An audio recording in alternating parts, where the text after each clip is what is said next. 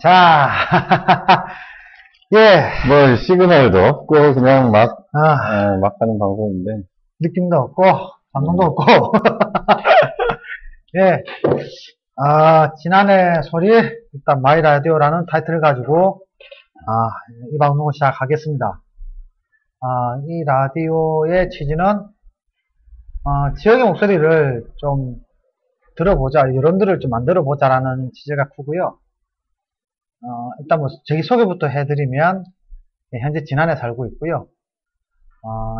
진안 마을 라디오를 처음 해서 올해까지 세 번째죠.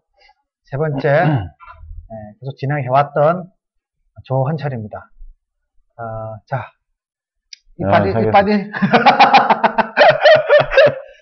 네, 이빨이. 요새 나는 꼼수다가 너무 유행이고 인기라서, 그 방송 때문에 또 영향을 많이 받는 것 같은데, 저희가 뭐, 나는 꼼수다 이전에, 마이 라디오에서 이제 계속 어떻게 보면 띄엄띄엄이긴 해도 방송을 해왔던 경험이 있고, 그 경험을 살려서 이 지역의 목소리, 진안의 목소리를 한번 내보자는 취지로, 일단은, 저희 둘이 뭉쳐서 시작을 해보기로 한 거죠. 예. 처음에는 이거 참 기획했다가, 작년도 이미 얘기했었죠. 네, 제 소개를 이제 안 했는데, 지금 이제 작년과는 좀 처지가 틀려지긴 했는데, 저는, 진안신문에서 기자로 있는 임준현이라고 합니다. 반갑습니다. 반갑습니다. 자, 관객도 없고. 뭐, 둘이서 그냥, 예, 그 시기 하고 있는데요. 자, 한번 얘기 좀 해봅시다. 뭐, 우리가 처음에 하려고 했던 내용은 이제 지난 신문을 펼쳐놓고, 옆에 계신 분이, 지난 신문에 지금 근무하고 계시기 때문에, 지난 신문의 얘기를 좀 같이 해봤으면 좋겠다. 사실 여론이 모일 수 있는 곳이 진안에서는 제가 보기에는 지난 신문밖에 없지 않을까. 이거를 이제 안주 삼아서 이제, 씌워보도록 하겠습니다. 일면부터 볼까요? 예, 일면. 네, 벌써 12년이 됐네요. 지난 신문이. 뭐, 촛불 켜놓고 뭐, 자기네들끼리 잔치한 것 같은데, 되게 재밌었어요? 뭐, 찍을 때는 우리들끼리니까 재미있죠. 보는 사람이 어떻게 볼 거냐가 문제인데, 보는 사람 입장에서는 뭐, 과히 기분이 많이 좋지는 않았을 거라고 보여요. 뭐, 보는 사람 별로 없을 것 같고요. 근데 작년인가 재작년에는 큰 행사를 했었는데, 옛날에 토론회도 했었고. 네. 근데 올해는 그 인력 사정도 있을 것 같고, 그리고 미리 어떤 준비나 계획이 잘 안 된 것도 있었겠죠. 예. 그래서 조촐하게 이렇게 그 신문을 뭐 일면이면 이렇게 넘기면서 하면 신문 보신 분들도 지루할 것 같으니까요. 일단 첫 시간이고 짧게 소개하는 취지로 전체적으로 이제 방향이 어떻게 갈 건지에 대해 얘기하는 시간으로 그렇게 하죠. 소개했는데. 그러니까 뭐 지난 신문을 보고 읽는다는 그런 생각도 나쁘진 않은데요. 제가 볼 때는 그 중에서 한두 주제를 골라서 집중적으로 한번 들어가보자. 토의를 한번 해보는. 좋죠. 어차피 너랑 나랑 생각이 틀리니까 네 생각도 듣고 내 생각도 듣고 또 뭐 다른 사람이 얘기하는 생각을 이제 기자니까 또 전해줄 수도 있는 거고요. 그렇죠. 그러면 뭐 고르시는 주제는 갖고 계신 게 일단은 지난주에 가장 제가 봤을 때 큰 내용은 지금 현재 우리 그 국민의 날 그리고 뭐 국민 체육대회가 열린 날입니다. 지금 녹화하는 때가 행사는 다 끝난 이제 저녁 시간이고요. 이제 국민의 날이 유일하게 이제 국민 전체가 다 같이 참여할 수 있는 유일한 날이고, 그리고 이제 점점 초고령화되는 사회에서는 이 체육대회라는 것 자체를 운영하기가 힘든 상황이거든요. 그 안에서 앞으로 어떻게 갈 것이냐, 축제나 뭐 그렇죠. 대회가 그 방향을 이제 잘 잡아야 될 것 같아요. 그러니까 왜냐면 같이 가다가는 내가 볼 때는 뭐 체육 경기도 대부분 외부에서 사는 사람들도 취하질 우려도 크고. 그러니까 지금 현재 동원 없이는 안 되는 구조잖아요. 아, 그렇죠. 면밀날도 마찬가지고. 네, 예. 그러니까 이 구조. 다 참여하게끔 네. 알고 있고, 네. 또 그렇게 요구를 받고 있는 그런 구조죠. 네. 근데 제가 북이면에 살았잖아요. 네. 주천면에 살고 계시지만, 이게 보면, 그러니까 면밀이라는 어떻게든 돼도 와요. 근데 어떻게 농장 모여가지고, 그렇죠. 또 뭐 꽃술 단련하고, 그건 좋죠. 그건 괜찮은, 하는 생각이 좀 들긴 국민 했어요. 잔치 같은 기분으로. 근데 국민의 날, 이게 보면 거의 그러니까 읍내 소재지에 사시는 분들은 충분히 걸어서 나올 수 있는 거리니까 어르신들도 그렇죠. 가능하다 봐요. 근데 문제는 이게 읍의 날이 아니라 읍면의 날이 아니라 이게 국민의 날인데 이제 다른 면에 계시는 분들은 접근하기가 지난 읍까지 오기가 참 힘든 구조잖아요. 그렇죠. 이런 상황에서도 이걸 계속 진행해야 되는 건지 어떻게 해야 될까요? 저는 좀 형태를 좀 바꾸면 그러니까 좀 아이디어를 저도 지금 당장 뭐 아이디어를 내라 그러면 없어요. 생각해봐야겠죠. 근데 이 상태로 가는 거는 좀 아닌 것 같다. 좀 적극적인 참여를 할 수 있게끔 만들려면 아니면은 뭐 버스라도 대절해 주든지 차라리 변사무소 모여가지고 언제 출발하고 언제 떠난다는 그런 그 정도로도 좀 해주면 예산 많잖아요. 아니 근데 지금도 그 정도는 그 각 면사무소의 직원들과 이제 뭐 이장단을 중심으로 해서 자기 차량으로 모시고 해서 이동이나 운송에는 별 무리는 없다고요. 무리는 없어 보여요. 아, 그래요? 네. 그리고 그 참여해보고 싶다는 의지만 있으면은 부탁을 해서라도 오면 되는데 제가 오히려 문제를 삼고자 하는 부분은 그것보다는 이게 뭐 국민의 날 했으면 국민들이 와서 충분히 즐기고 그날 하루가 끝났을 때는 뿌듯해하고 이제 행복해할 수 있는 그런 날이 돼야 되는데 그런 프로그램 구조가 아니라는 거죠. 프로그램의 빈곤. 네. 그리고 이제 지금 아마 이제 시작할 건데요. 국민 가요제 같은 경우도 하죠. 네. 흥행을 위해서는 가수를 초빙해야만 하는 이런 거죠. 이번에 송대관이 와요. 네, 그 대관이 형이 안 오면 얼마짜리야? 오지 않는. 아니네. 네. 얼마짜리야 도대체? 그러니까 그런 구조가 문제가 있다고. 네. 그런 구조를 개혁하기 위해서는 보다 다양한 이제 참여 형태와 그리고 그 참여를 통해서 참여한 사람이나 응원하는 사람이 둘 다 만족할 수 있는 그런 구조가 돼야 되겠죠. 네, 어려운 얘기죠. 예를 들면은 어제 같은 경우에 그 평생학습 발표회가 있었어요. 예, 저도 갔었죠. 평생학습 발표회 같은 경우는 이제 참여자가 관객도 되었다가 그리고 그 관객이 또 다시 참여자가 됐을 때 참여한 사람들이 이제 관객이 되는 그런 구조란 말이죠. 그 안에서 충분히 이제 자기가 발표하면서 흥이 나고 그리고 이제 그 흥을 또 내가 앞으로 발표를 할지 아니면 발표를 하고 나서일지 모르지만 충분히 이제 그런 부분을 서로 공감을 할 수 있다는 그런 구조. 근데 어제 잠깐 제가 보고 왔는데 끝까지 못 보고 뭐 조금만 보고 오긴 했는데 좀 분위기를 좀 설명해 주시면 되게 즐거워하시던가요 다들? 분위기는 나쁘지 않았어요. 다만 또 거기서 한 발 나아가자면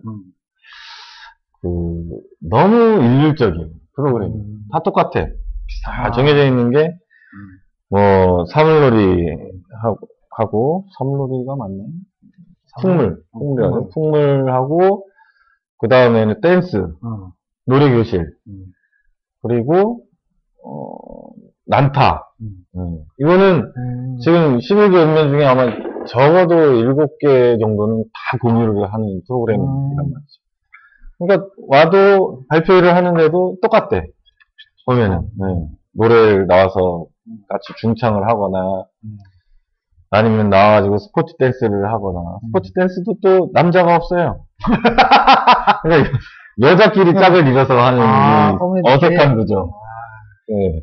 남자 하나 달랑 껴있는 면 같은 경우는 굉장히 혼자서 고군분투하면서 쑥스러워하는 그런 분위기.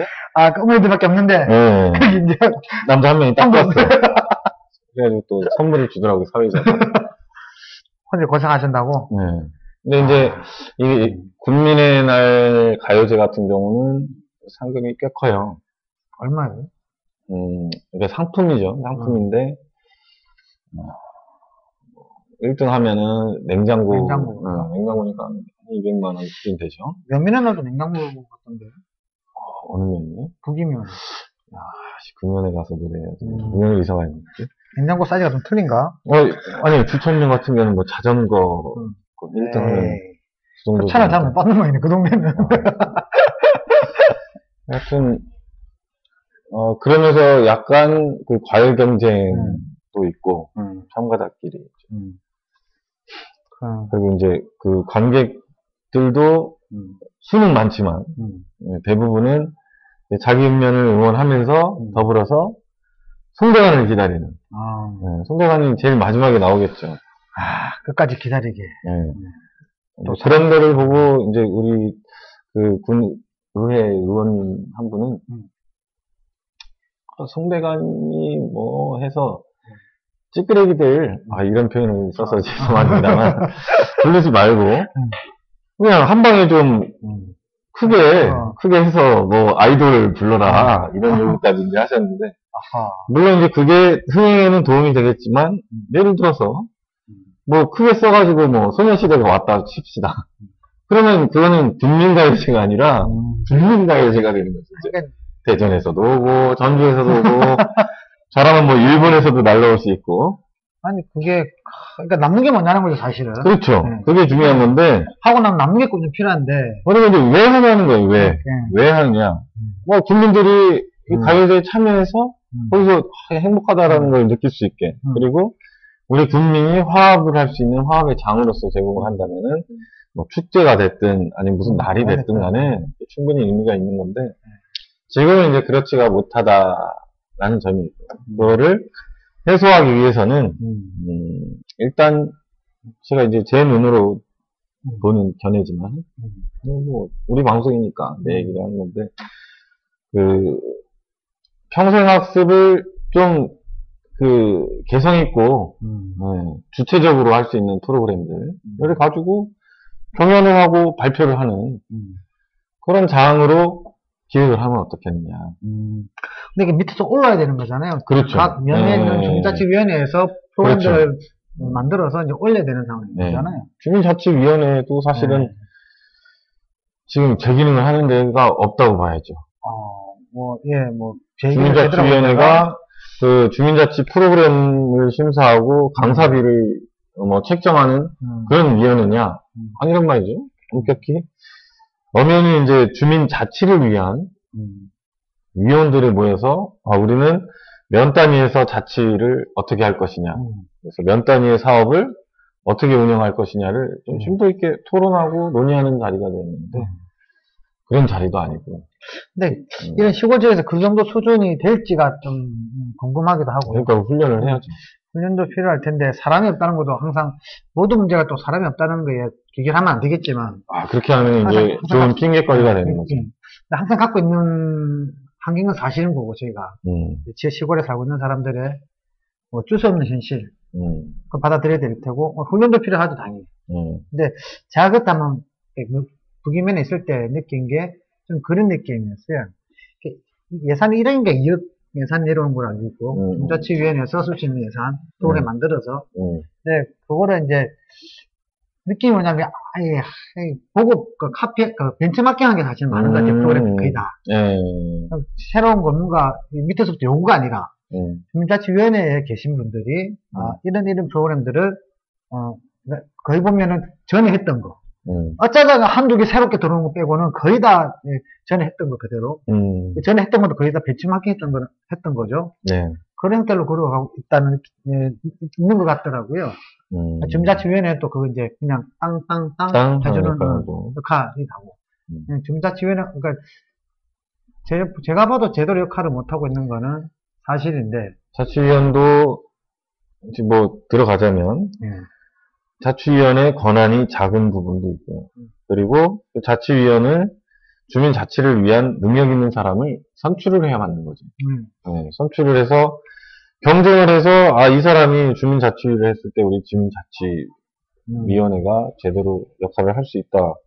그리고 군행정은 주민자치위원회 그만큼에 맞는 권한과 역할을 줄 수 있어야죠. 근데 지금은 그게 아니잖아요. 뭐 예산이 자기네들이 뭐 쓸 수 있는 예산이 있길래 뭐 내려준 거 프로그램 그 예산만 가지고 이거를 뺐다가 이거를 넣을 거냐, 여기에 강사비는 뭐 10만 원을 더 줄 거냐, 10만 원을 뺄 거냐. 그쪽에서 계산하는 거죠. 네, 그 정도밖에 역할을 안 하고 있으니까 그게 이제 문제고. 그러니까 제 보기에는 그걸 자꾸 뭐 스스로 좀 만들어야 되는데 그러니까 주민자치위원회에서 자체 정화 작용도 좀 필요할 테고 이런저런 그 아이디어도 이제 내서 좀 여론을 만들어내고. 그러니까 아까 얘기했듯이 그거는 이제 그 주민 스스로가 밑에서부터 이제 올라와서 하기에는 사람도 없고 나이도 많이 들었고 해서 무리가 있다고 보면 행정에서 지원을 해야죠. 조례를 만들어서 예를 들면은 지금 주민참여 예산제가 이번에 시행이 돼요. 주민참여 예산위가 구성이 됐어요. 며칠 전에. 근데 그 사람들이 하는 역할이 뭐냐 이거죠. 그러면 주민참여 예산제라는 거는 그 주민참여 예산위원회에 권한을 줘야 되는 거예요. 권한을 줘서 예산의 한 10%는 이 위원회가 결정한 대로 따라서 한다. 그리고 그 예산을 각 읍면 단위에서 주민자치위원회가 뭐 구성을 한 안을 그대로 올려서 진행을 각 읍면별로 분산해서 한다든지 아니면 그 중에서 뭐 1% 정도씩은 그 면 단위에서 자체적으로 사업 시행할 수 있게끔 권한을 준다든지 하면은 말 그대로 막 그 안에서 이거 한번 해보겠다는 사람들이 나설 거 아니겠어요? 네, 돈이 달려오니까. 또 공모 형식으로. 그렇죠. 그리고 이제 그 안에서는 당연히 지금 주민자치위원 가지고는 안 된다. 새로 뽑자 해가지고 제대로 된 투표를 진행할 수도 있는 거고. 근데 주민자치위원회가 지금 현재 투표를 받는 건 아니잖아요, 사람들. 아니죠. 거의 뭐 거의 누구 한번 해봐요. 면사무소에서 이렇게 자체에서 지정하는 추천받아서 하는 상황이잖아요. 그게 좀 적극적으로 나서야 사람들이 좀 나서야 된다는 얘기인데 그러지 않으면은 주민자치위원회가 제 역할을 하기는 쉽지 않다. 제가 다시 이제 또 새로 돌아오는 얘기인데 일단은 지금 조례도 만들어졌고 하니까 그것부터 시작해서 좀 제대로 된 위원회와 그리고 거기에 맞는 권한을 권한이라는 게 뭐예요? 돈 아니에요. 예산을 주자 이거죠. 위원회에 주고 그 위원회는 각 읍면에서 뭐 공모가 됐든 어떤 형식으로 됐든 간에 사업이 올라오면 그 사업을 내려줄 수 있는 주민자치위원회 단위에서만 그렇죠. 행정을 아니 지금 뭐 새롭게 그 주민참여 이제 예산위를 여기 분 단위로 구성이 돼 있으니까 그걸 잘 몰라서 지금. 네, 그러니까 새롭게 좀 설명을 좀 해주셔야 될 것 같아요. 새로운 기구예요, 새로운 기구. 새로운 기구라고요? 그러니까 주민참여 예산제가 법으로 시행이 됐어요. 그러니까 그 법으로 시행이 됐으면 이 각 지자체에서는 거기에 맞게 행정을 해야 되잖아요.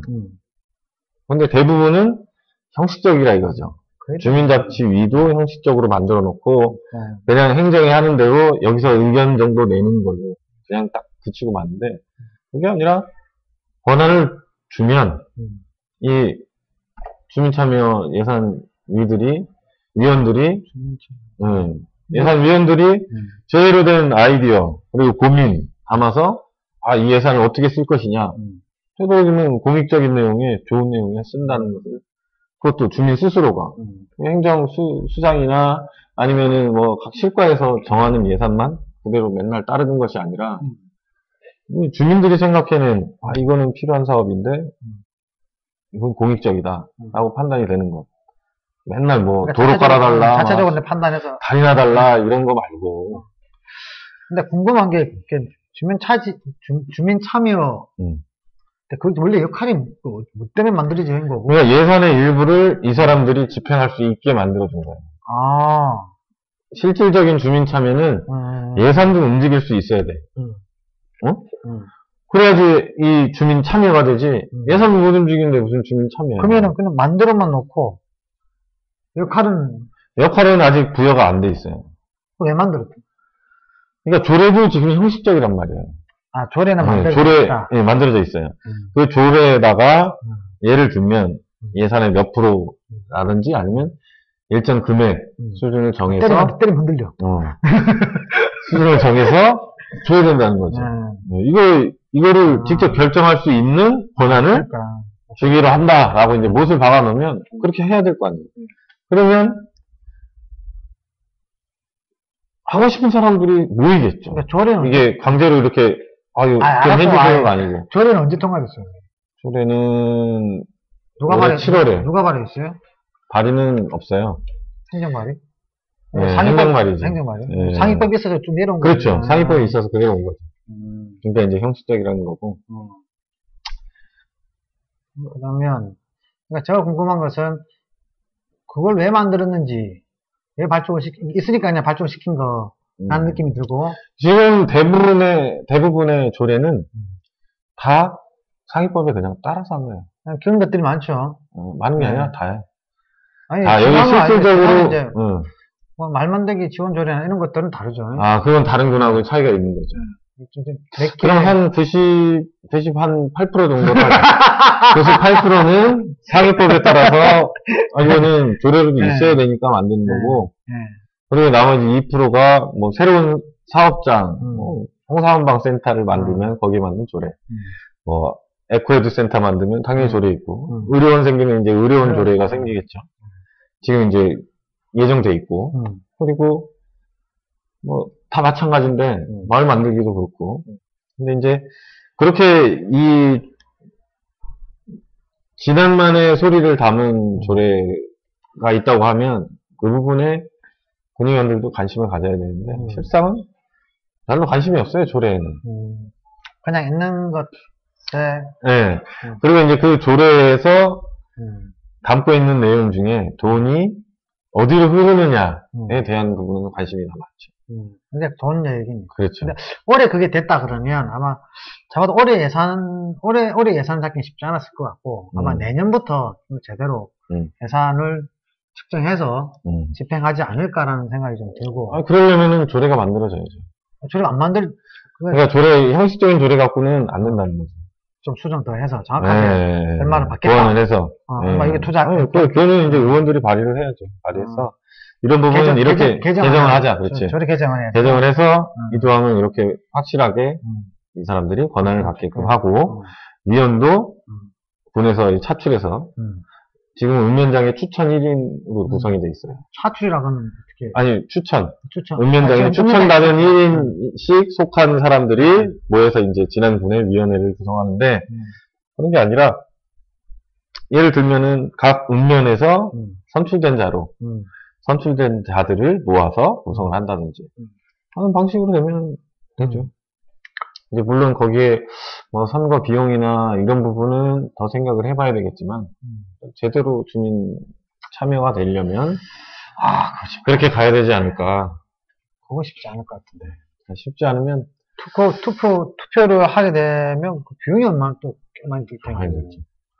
그게 또 이거 뭐 지역 면에 있는 뭐 조합장 선거라든지 거의 다 그거랑 비슷하게 굴러가고 있는 상황이 될 것 같은데 참 쉽진 않네요. 자, 투표도 말이 나온 김에 한 발 나아가자면 한 발 나가서 꼼수한 거 좀 비슷하게. 그런가? 그거랑 비슷하게 하려고 한 건 아니에요. 예견? 아니, 예견까지는 안 되고. 그 돈이 드는 이 투표 문화를 바꿔야죠. 안 들게끔. 안 들게끔 바꿔야죠. 요새 얘기하는 모바일 이런. 모바일도 가능하고, 투표 이전에 이제 선거 운동할 때 돈이 사실 문제거든요. 거기서 막 봉투 가고 하는 부분이 문제이기 때문에 그런 부분을 개선할 수 있게 자정의 노력을 해야죠. 자정의 노력. 근데 쉽게는 안 되는 얘기다. 자정이라 그렇죠. 그러면. 그리고 무엇보다도 이제 유권자들이 의식 있게 봉투 주고 하는 옛날 구태의연한 선거 방식을 행하는 자를 껍질을 막아야지. 아직도 하고 있어요, 그거를? 아직도 하더라고요. 사실 한 적이 있으신 아니, 거죠? 그 확실한 물증을 잡지는 못했으나 그런 얘기 하면 심증은 있어요. 심증은 이게 있어. 확실한 경로를 통해서 지난번 뭐 선거 때도 나 누구라고 얘기 안 했으니까. 아니 모 의원은 또 한번 재판도 갔었잖아요. 아이고, 그런 게 예, 그랬죠.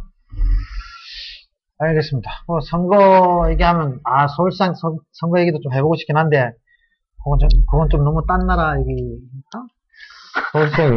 서울시장 관심 있죠. 네. 왜, 근데 나는 그게, 왜 우리가 이 지방에 살면서 도대체 서울시장 선거에 관심을 갖게끔 만드는 이 사회 구조가 좀 짜증나더라고요.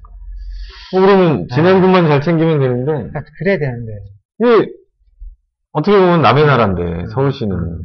서울시장에 대한 관심이 지대하단 말이에요, 이쪽 지역에서. 그게 문제인 것 같아요. 근데 그 원인을 이제 잘 살펴보면, 일단 서울시장을 한 사람이 유력한 대권 후보가 된단 말이에요.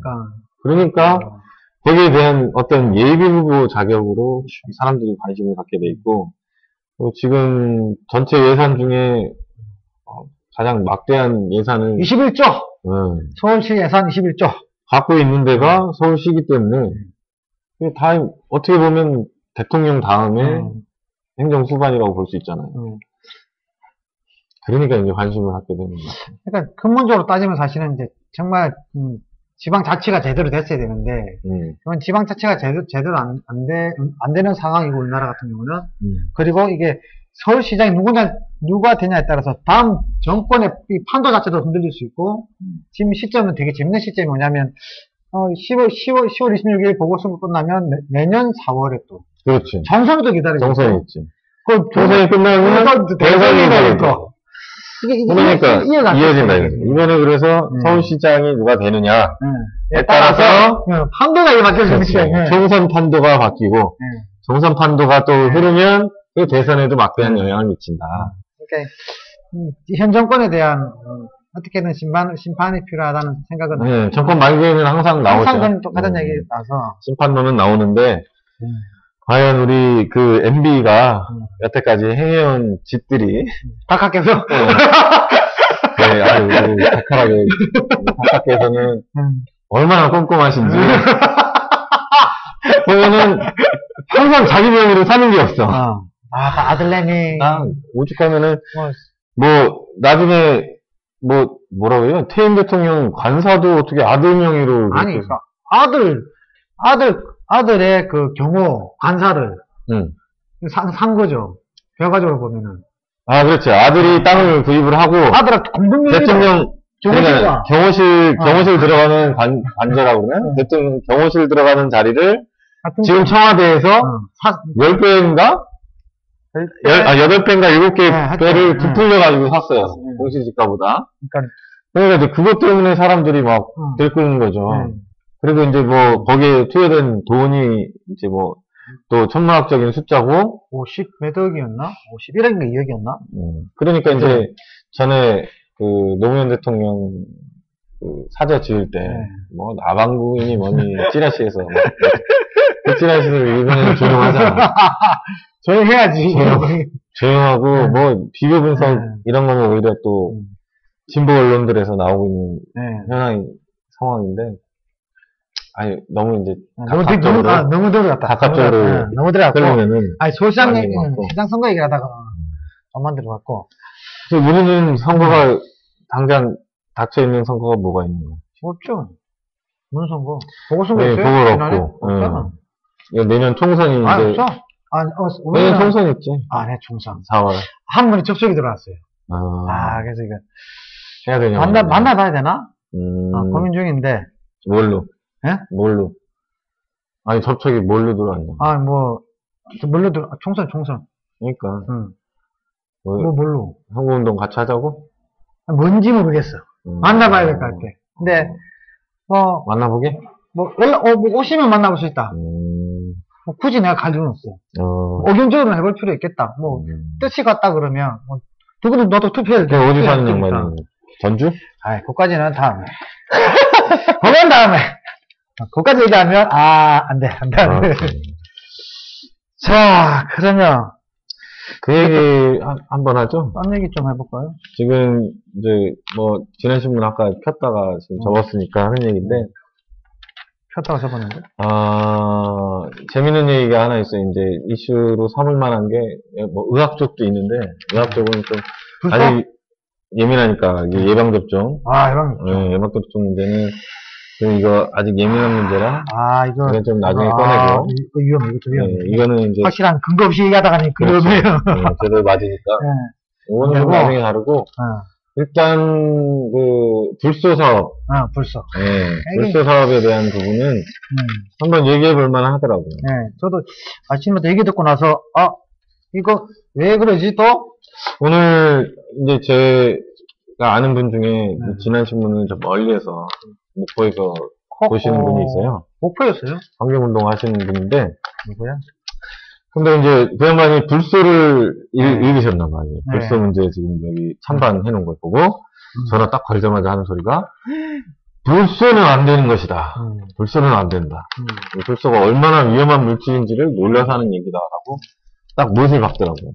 제가 이제 이 기사 같은 경우에는, 여태까지 흘러온 불소 사업에 대한 역사와, 그리고 지금 이제 찬성과 반대가 대립하고 있는 상황. 이게 26개 지자체에서는 이 불소 섞인 물을 먹고 있고 지금 하는 상황들을 이제 정리해 놓은 거예요. 28개 지자체에서는 먹고 있어요, 지금. 네. 지금 여기 보면 25곳. 그러니까 올해 2월 기준이죠. 2월 기준에 25곳 27개 정수장에서는 먹고 있어요. 여기 보면 이제 찬성하시는 분 원광대 찬성하시는 분이 원광대 계세요? 네, 원광대 이제 치과대학 교수님이 이제 이 논리를 내세워서 지금 먹고 있는 데가 이만큼 있고 여기에 대한 부작용은 아직 보고된 바 없다.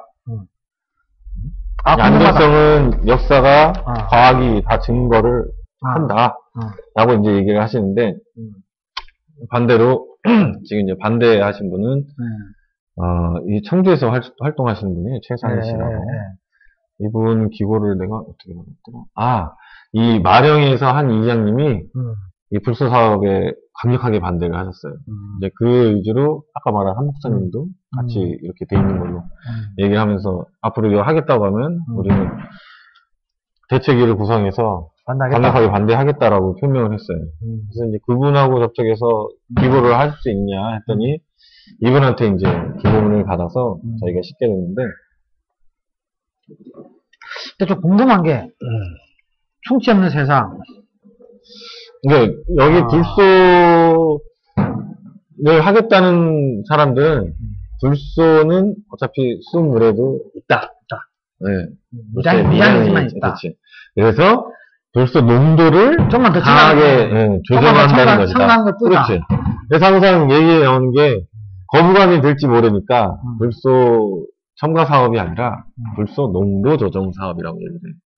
항상. 근데 사실은 치과대학에 계신 교수님인데 충치가 없으면 장사를 못할 거 아니야. 그렇지. 이해가 안 돼. 왜 이 사업을 하겠다는 건지, 이 사업을 왜 권장하는지 이해가 안 되는 거야. 이게 딜레마잖아. 아니, 치과에서는 썩은 일 들봐서 다 하는 장사인데, 이거 안 썩으면 치과가 있을 이유가 없어. 그렇게 정직하신 분이라면 그렇게, 정직하신 분이면, 그럴 수 있죠. 그러니까, 내가 치과에서 안 하더라도, 우리 국민들이, 충치 없는 세상이 된다면, 할 수 있죠. 희생하겠다. 잘 몰라서 얘기해보면. 그 정도로, 대단하신 분인지, 큰 그릇인지. 아니에요. 잘 몰라서. 이런 분들이 많이 있나 봐요. 여럿 있고, 이 불소 더 왜 첨가를 하려냐를 더 들어가 보자면, 불소 생산업자가 있을 거 아니에요. 그게 폐기물이나. 그러니까 폐기물에서 나오는 그 불소를 추출해가지고 그거를 이제 탄다는 거 아니에요.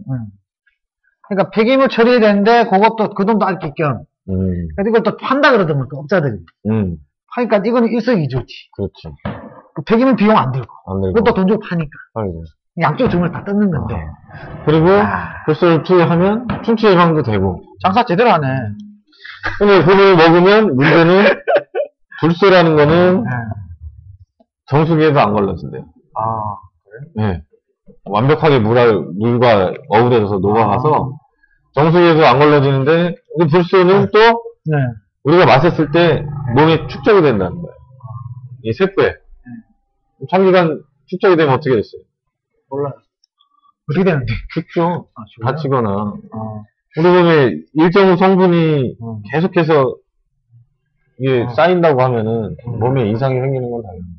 아니, 잠깐 자료를 보니까, 저도 전에 들은 자료를 보니까, 유럽 쪽 선진국에서는 다 그걸, 처음에 잠깐 시행했던 나라들이 있는데, 바로 다 그냥 폐지하고 있는, 사실은 선진국 사례들만 봐도, 알 수 있는 내용들을, 왜 한다고 하는지, 이건 이제 공정하게 가야 되니까, 공정하게 가자면, 이것도 한번 알아봐야 되는데, 제가 알아보지를 못했어요. 지금 여기, 공정하게, 우리 얘기하자며, 뭐 공정하게.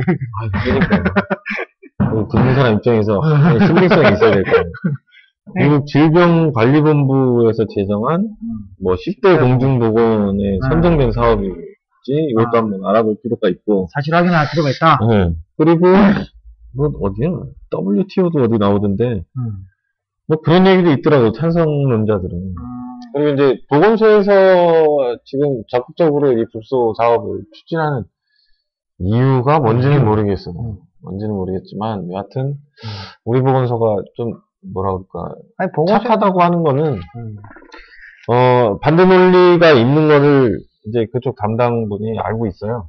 알고 있으니까 저한테 이제 이 불소 사업에 대한 이 찬성론 기고문을 부탁하면서 치료달라고 부탁하면서 이런 이분이 반대를 하고 있다라고 이제 전화번호까지 알려주더라고요. 그래서 찬성과 반대를 이렇게 공정하게 실어서 한번 논의를 할 수 있게 해서 그래서 고맙습니다.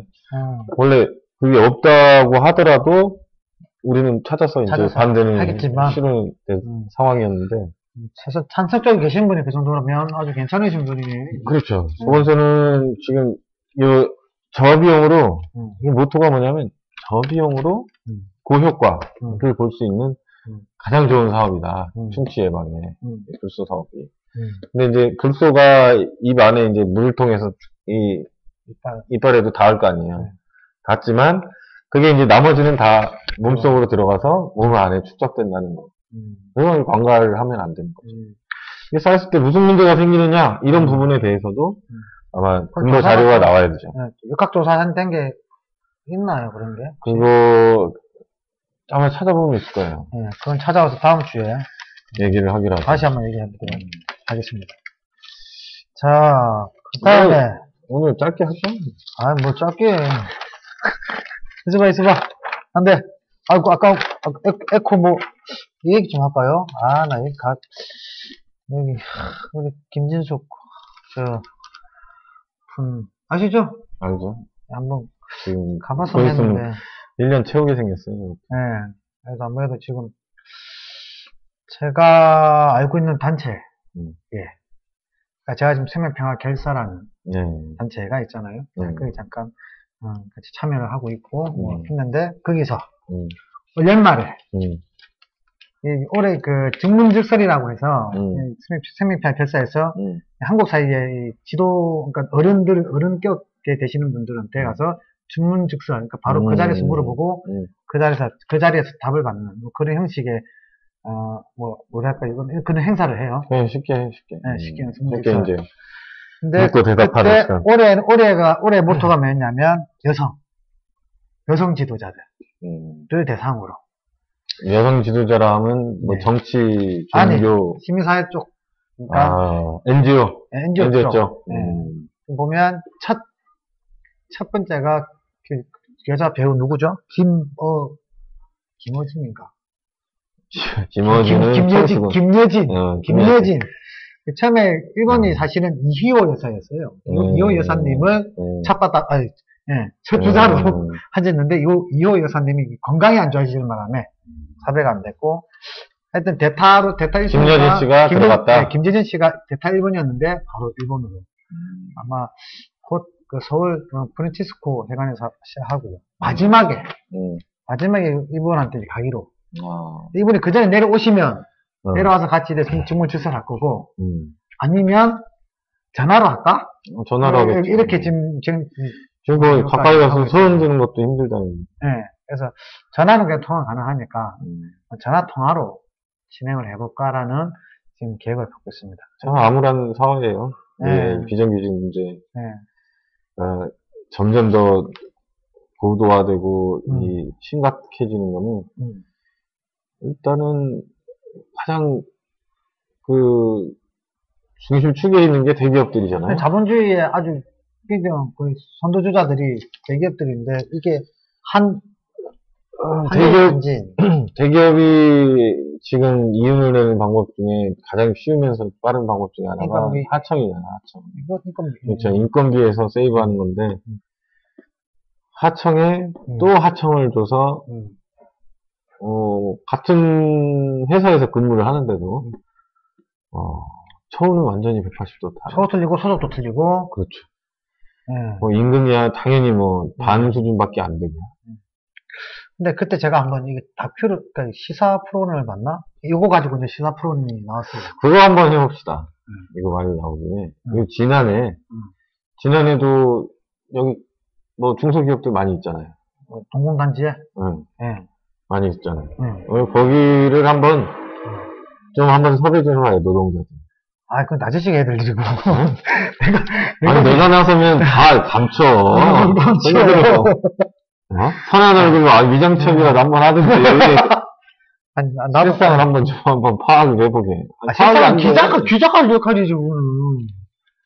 네? 기자들 힘을 갖고, 이 사회에 어렵다는 얘기는 내가 많이 듣고 있어요. 농업단지에 일하는 분들이 굉장히 어렵고, 보면은, 1개월, 2개월, 이 정도 근무하고 그만두고 하는 사례가 많더라고.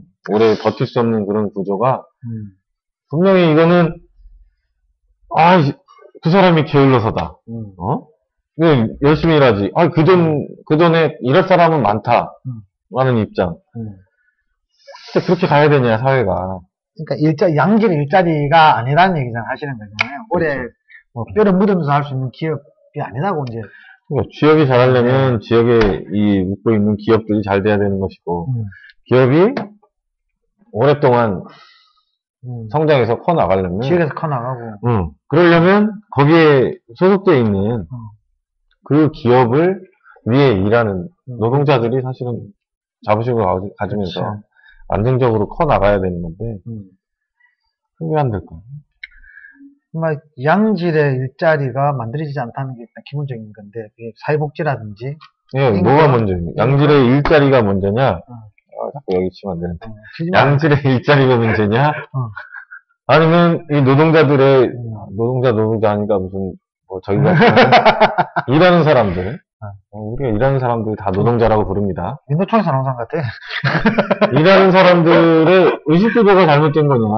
너는, 이 정도면 감지덕지지. 맨날 그렇게 불만이 많냐? 라고 하는 얘기를 끊임없이 듣는단 말이에요. 그러니까, 거기에 소속돼서 오래 다니는 사람들도 버티지 못한 사람들을 또 욕해. 쟤는 글렀어 이러면서. 그래서 서로 어떻게 보면 같이 이렇게 손잡고 우리 상황을 더 좋은 상황으로 이끌기 위해서 같이 한번 싸워보자가 아니라 이거는 싸우는 놈 있으면 저 새끼들은 왜 저렇게 폭력적이냐. 저기 달라. 생각하는 저기 내부에 있어. 이미 서로니까 그러니까 이게 안 되는 거예요. 이게 뭐냐면, 제대로, 그러게 하면 기업하시는 사장님들 같은 경우는 큰 비전을 일단 잘 보여주셔야 되고, 그만큼 복지처우 문제라든지 이런 걸 좀 해주셨으면 좋겠다. 어떻게 보면 기득권이라고 볼 수 있는 사람이니까, 사장님 같은 경우는. 그러니까 이제 그런 모델을, 이 사회적 기업 같은 경우가 좀 그런 모델로 성장이 돼야 되는데, 왜, 우리가 경제 구조가 문제인지. 왜 성공 사례가 없어요, 사회적으로. 많지 않죠. 그게 성공 사례라고 하는 몇 개 기업, 정부에서 이제 몇 개를 뽑아도 보아도 그렇게 좋지가 않아. 음. 내용을 들여다보면. 그렇죠. 근데 그거라도 있다는 게 사실은 감사해야 될 문제인 건지, 아니면 뭔가 좀 다른 요구를 좀 해야 되는 건지, 뭐, 저도 잘 모르겠어요. 그럼 전문가를 한번 불러야 되는데, 뭐 전문가도 다 비슷하더라고. 전문가라고 할 사람이 누가 있어? 누가 없나? 노동 문제. 누가 없나? 하정강 씨도 부르면은 항상 이 의식에 대한 부분만 얘기하지 대안은 없잖아. 대안이 그러니까 한 방에 나올 수 있는 문제는 아니고, 사실 이게 천천히 국민들의 의식 수준은 올라가야만 이게 가능한 문제가 아닐까 하는 생각이 잠깐 듭니다. 이거 듣는 사람 누가 들을지 모르지만 지루하겠다 이제. 그만하자. 그만해. 잠시만 하지마. 이거 하나만 그러면. 뭐. 궁금해서 난 이거. 네. 에코 에듀센터. 네, 궁금해서 이게 뭐죠? 근데 이 얘기를 좀 아주 모르는 사람도 있을 것 같아. 에코 에듀센터가 뭔지 네. 많아요. 정천 면에 사시는 분도 그 옆에서 공사를 하고 몰라? 있는데 뭔지 몰라. 이 에코 에듀센터는 지금 아토피 프리 진단을 어느 순간인가 이 내세우기 시작을 하면서 지난주에 그 사업에 시발로 삼는 시발이 아니고 시발 발음 잘하겠네. 최초 출발로 삼는 사업 중에 하나가 이제 에코 에듀센터인데 이 사업비도 막대하지만 일단은 기획 자체가 졸속이다. 기획 자체가 어떤 점에서 기획 자체가 그러니까 부지 선정 이전에 이 에코 에듀센터를 어떤 공간으로 어떻게 운영할 것인지에 대한 계획이 일단은 상세하게 나와야 되고 거기에 맞는 적임자는 어떤 사람들이 있는지까지의 단계에 이른 다음에 그 다음에 그 사업 계획서를 가지고 이게 국비 예산이 상당하잖아요. 군비가 몇십억씩 들어가는 건데 공사에 삽질을 시작해야지. 이거는 부지 선정부터 뭐 말이 많았죠. 말이 많았는데 그 또 비탈길에다가 건물을 안 치고 정천에? 그렇죠. 정천 조림초등학교 옆에? 아니요, 옆이 아니고 조림초에 지나서 한참 올라가요. 올라가서 주거 지역 그럼 이게 아니요, 주거 지역 아니에요. 임야인데 그 올라가다가 그 새로 생긴 문화마을 지나면 바로 이제 왼쪽에 그 산 에듀센터라는 어떤 일을 하는 자, 에코가 뭐예요? 에코. 환경. 환경 생태. 에듀는 뭐야? 교육? 그렇죠. 알잖아. 그걸 물어봐. 그냥 이유는 뭐 환경이나 생태 교육이 되는 거예요. 생태 교육센터. 그래서 이곳에서 교육도 하면서 우리가 치유도 하자. 치유. 우리 지난해 좋은 환경을 이용해서 애들 아토피 많잖아.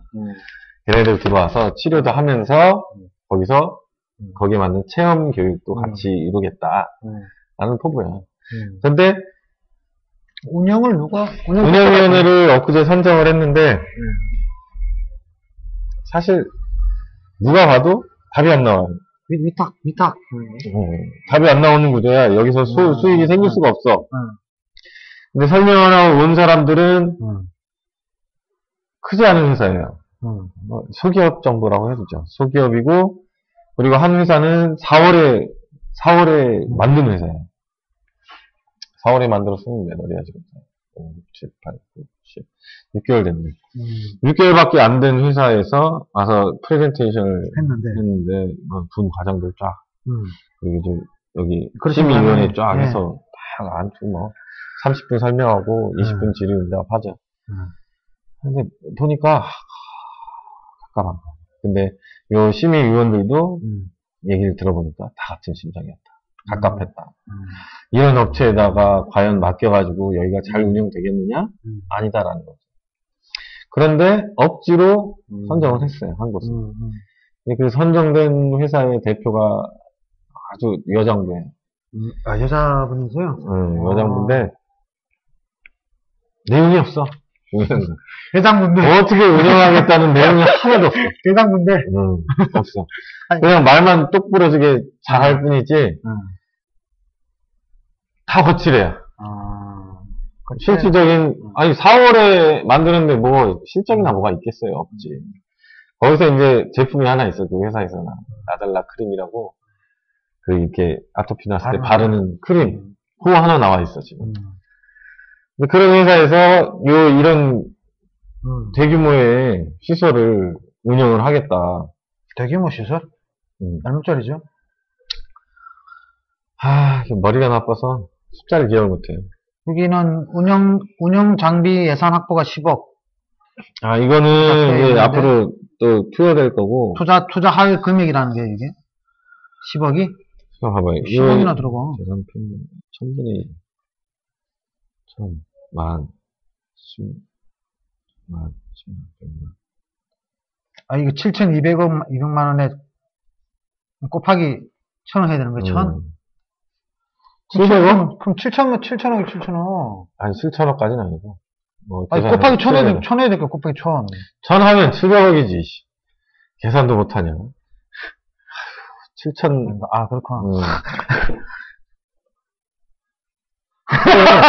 그렇구나. 1,000만 원 곱하기 1,000이 얼마? 1,000만 원 곱하기 1,000이 얼마? 1,000원 곱하기 1,000은 얼마인데? 1,000만 원 곱하기 1,000이 얼마? 1,000 곱하기 1,000. 1,000 곱하기 1,000 얼마? 100만 원이잖아. 이거 가지고 좀 싸우는 거야. 100억이야, 그러니까. 700억대야, 700억대. 그러니까. 예산이 700억까지 갔네. 그렇게 말이잖아, 이게. 지난번 예산이 아니라고 지금 7,000억이 돼. 그러니까 연차 사업이. 기사 잘못 썼구나. 7,000억이면 지금 지난번 예산이. 거기서 얘기한 대로 쓴 거는. 얘기하면서. 2,600억. 확인을 안 해봤는데.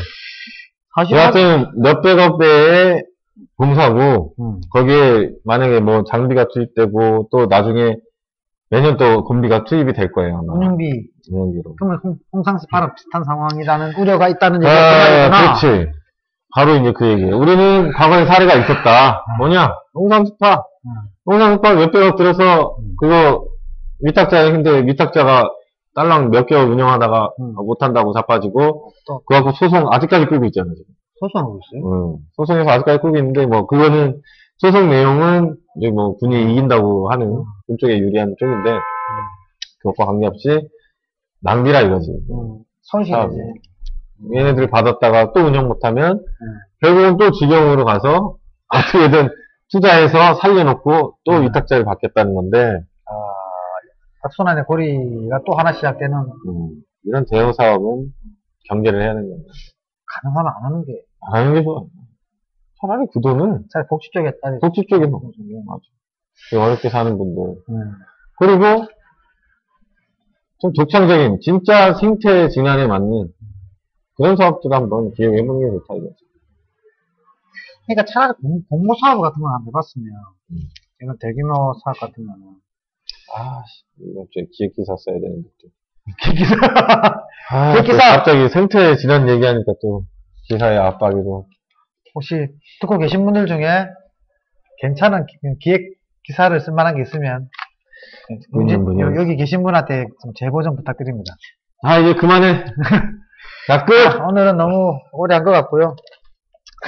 다음 주에 뵙겠습니다. 지루해, 듣는 사람. 나도 힘들어, 끝. 자, 또 만나요. 언제?